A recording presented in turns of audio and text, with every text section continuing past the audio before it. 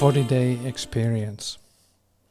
This is from The Way of the Heart by Jayem. It's lesson 2, question and answer section. So this is the first question that's being asked. What did you experience when you went to the desert for 40 days and 40 nights? And what was the purpose of doing a fast? Answer. Beloved friends, first, the purpose of fasting was twofold. The body is indeed a communication device. It receives and transmits what you might think of as signals. And we would emphasize here, for your benefit, that the body receives signals as well as it transmits them from your mind. As you go through the normal day, you are abiding in a certain vibrational field.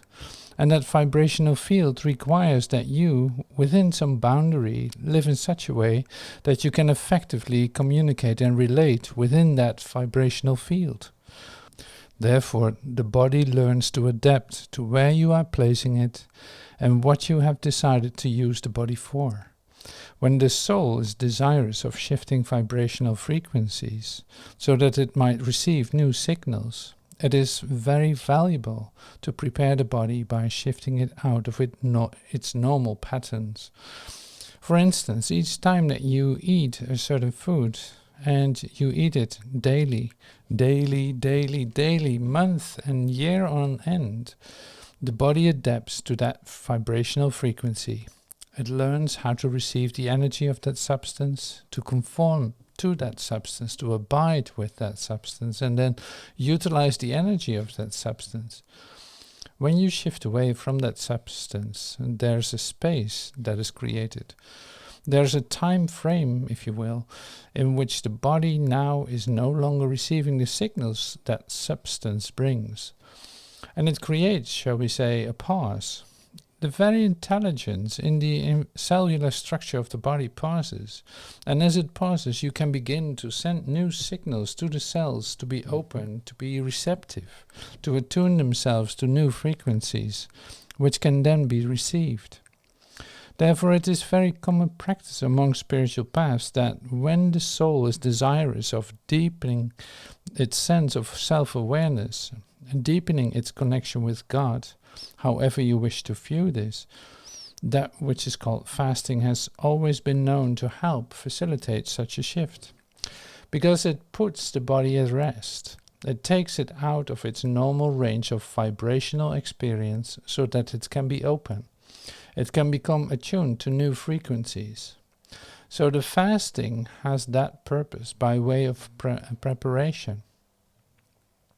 But secondly, this also affects the nature of the mind itself, the thinking mind that is linked to the body and to the vibrational field of physicality. Through the process of fasting, the mind also slows down. It becomes more open. Spaciousness is creating within it. And why is that valuable?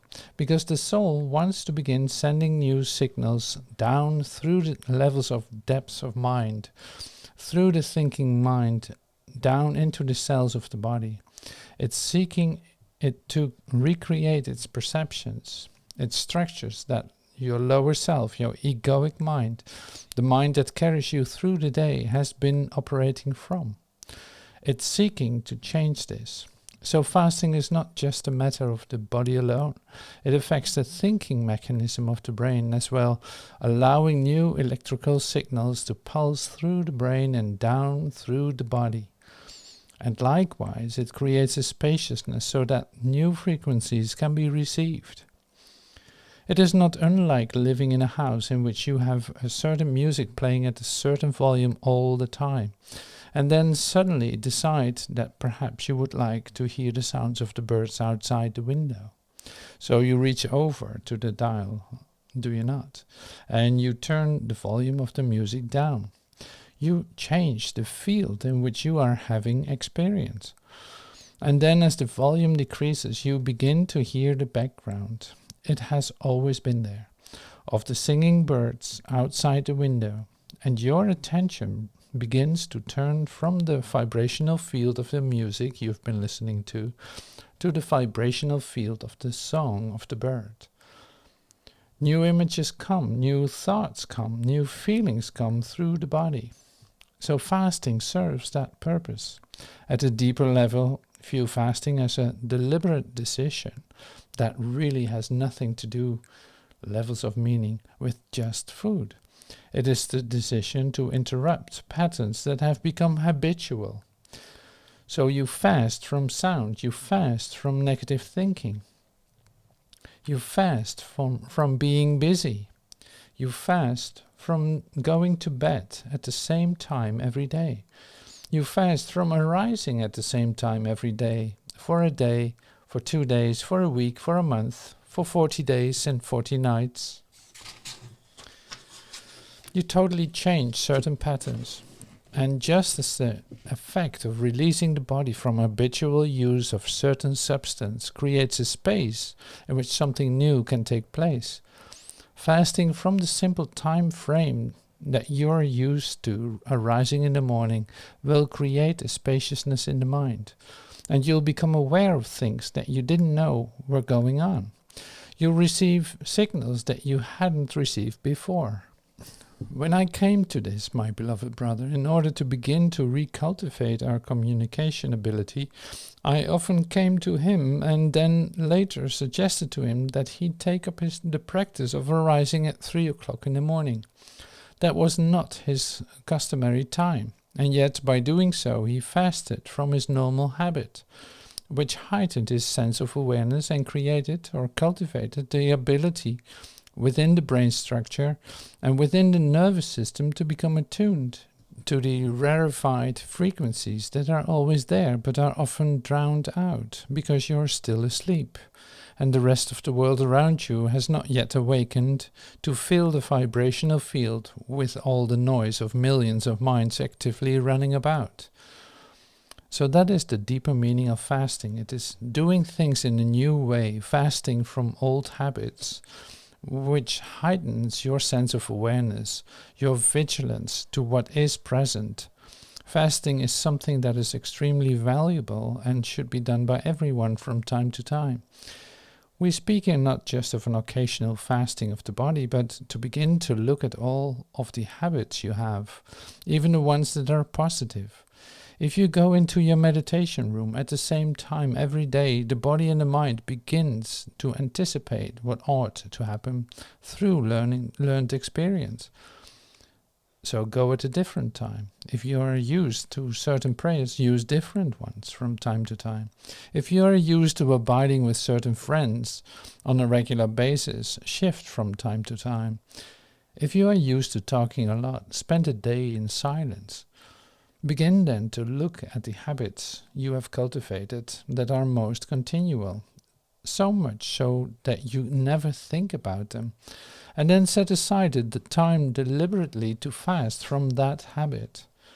If one has the habit of reading the Sunday paper, go for a month in which no paper is read, and observe how this creates space for you to begin to not only perceive things differently, but to receive different impulses.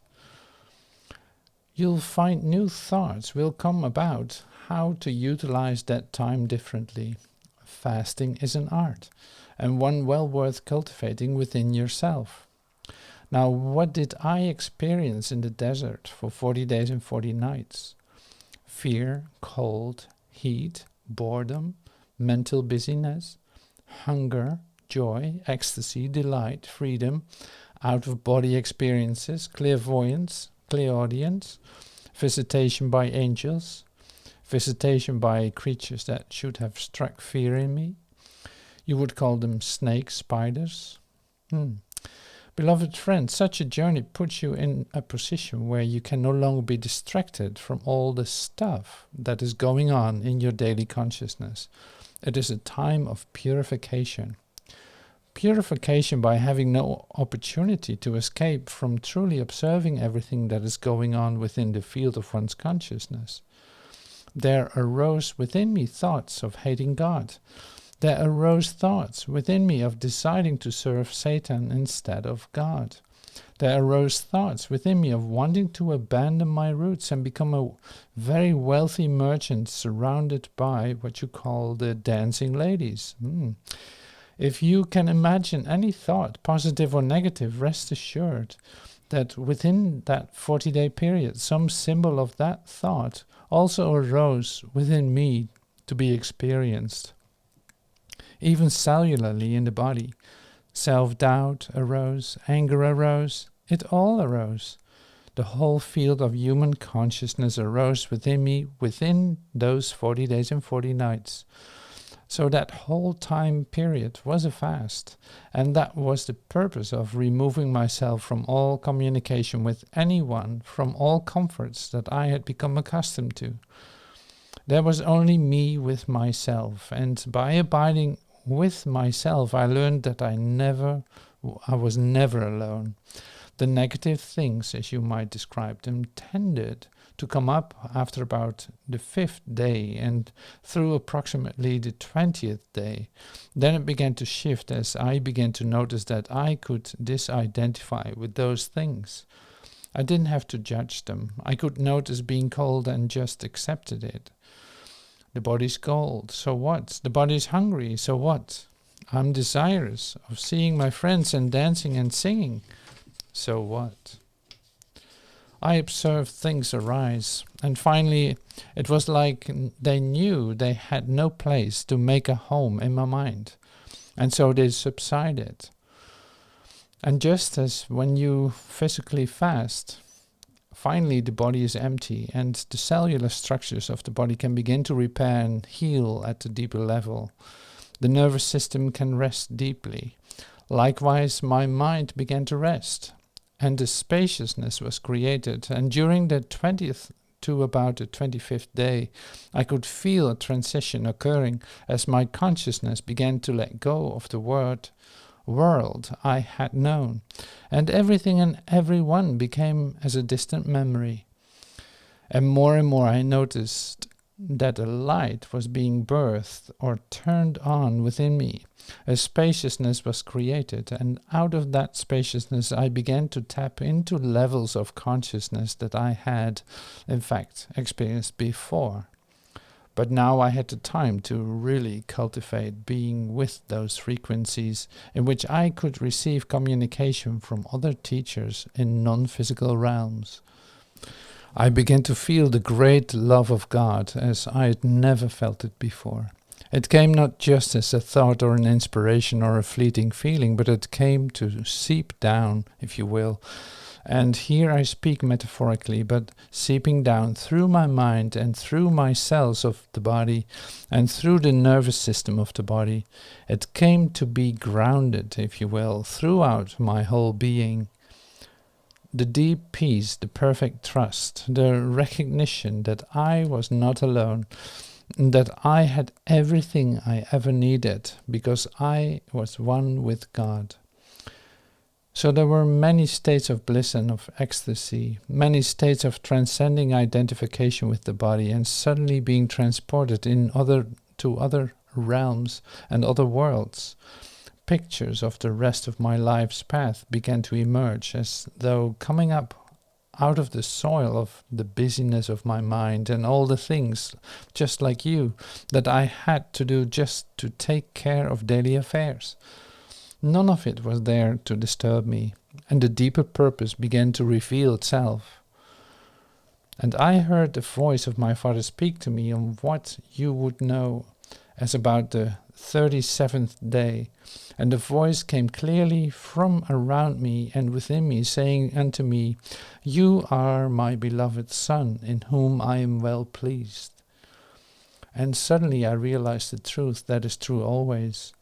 God loves me. I need do nothing. I am as my Father created me to be. And the opinions of the world dissolved out of my field of awareness, my energy field, if you will.